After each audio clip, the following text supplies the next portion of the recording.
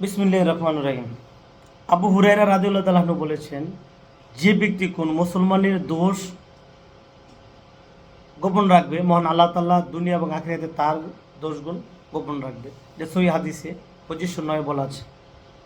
আজকে আমরা যারা মুসলমান আছি, জামাত ইসলামের সংসদ সদস্য সাতক্ষীরার গাজী নজরুল ইসলাম, ওনার বয়স 70 হয়ে যাবে, কিন্তু যে মেয়েটার বয়স দেখলাম এসএসসি পরীক্ষা দিয়েছে, সে সম্ভবত 18 হবে না, বাচ্চা মেয়ে, এবং ওই এমপির মেয়ের চেয়েও অনেক বয়সের ছোট। এই বাচ্চা মেয়েটার প্রতি উনি যেভাবে আপত্তিকর অশ্লীলভাবে এবং বেপরোয়া হয়ে মেয়েটাকে অশ্লীল কিংবা যৌন আকর্ষণ করছিলেন, এটা কিন্তু আসলে খুব দুঃখজনক, লজ্জার। উনি এই বয়সে উনি নিজেকে শুধু কলঙ্কিত করেনি, উনি জামাত ইসলামের রাজনীতিও কবর রচনা করেছেন। অথচ জামাত ইসলাম কিন্তু ইসলামের উপর রাজনীতি করে। সে জামাত ইসলামের কিছুক্ষণ আগেও এই ঘটনার পরপরই পটুয়াখালীতে এক জামাতের ওয়ার্ড সভাপতিও কিন্তু নারীর সাথে কট খেয়েছেন। জামাত ইসলামের এই নেতাদের পিছনে কিন্তু গুপ্তচর লাগানো আছে।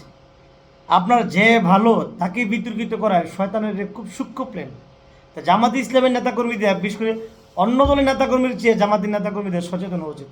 আজকে ঢাকা বিশ্ববিদ্যালয়ে মিনিমাম 5 থেকে 10,000 ছাত্ররা মিছিল করছে, যে জামাত থেকে, মানে আমির থেকে দর্শক, আমির থেকে সমর্থক, সব শালারা দর্শক।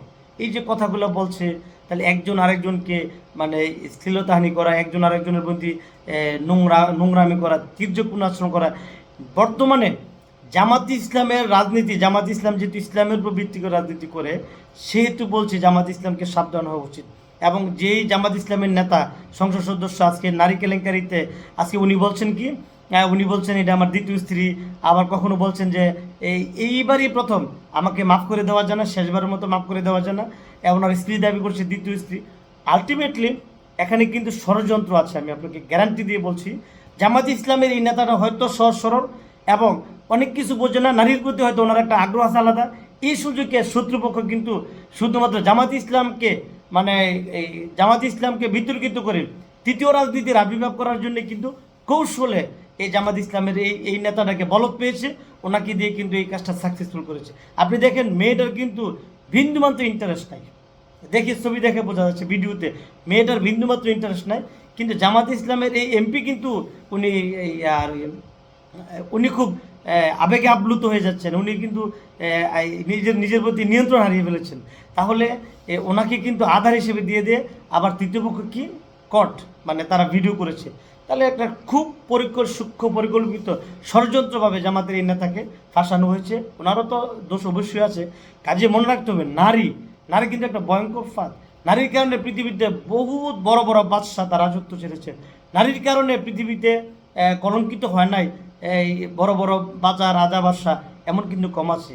কাজেই জামাত ইসলামের প্রতি কিন্তু আপনি মনে রাখতে হবে তৃতীয় শক্তির কিন্তু ষড়যন্ত্র আছে, তাদেরকে কিভাবে বিপদে ফেলানো যায়। কাজেই আমরা একজন আরেকজনের বিপদে পড়লে, জামাত ইসলাম আজকে যেই নেতা আপত্তিকর অবস্থায় গেছেন, এই ভিডিও কিন্তু সারা বিশ্বে ভাইরাল, সবাই আলোচনা করতেছে, সিসি করতেছে। দেখুন জামাত ইসলামের এই নেতার জন্য তো দুর্ভাগ্য, উনি ছেলে মেয়ে আত্মীয় স্বজন ওনার এলাকা মানুষের কাছে মুখ দেখাবেন কীভাবে? উনি নিজেই যেখানে নিজের ভিতর থেকে মারা গেছে, আবার ওনাকে নিয়ে এই ব্যাপক রাজনীতি। আসলে বাংলাদেশে কিন্তু মানুষ বিপদে পড়লে তারা টেনে ছিঁড়ে খেয়ে ফেলার রাজনীতি হলো বাংলাদেশে। নোংরা রাজনীতি পৃথিবীতে যদি কোথাও থেকে থাকে, এটা বাংলাদেশে আছে। উনি ভুল করেছে, ওনাকে শাস্তির আওতা নিয়ে আসুন।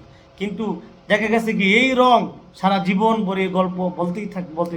অথচ বাংলাদেশে 90% মানুষ চরিত্র খারাপ।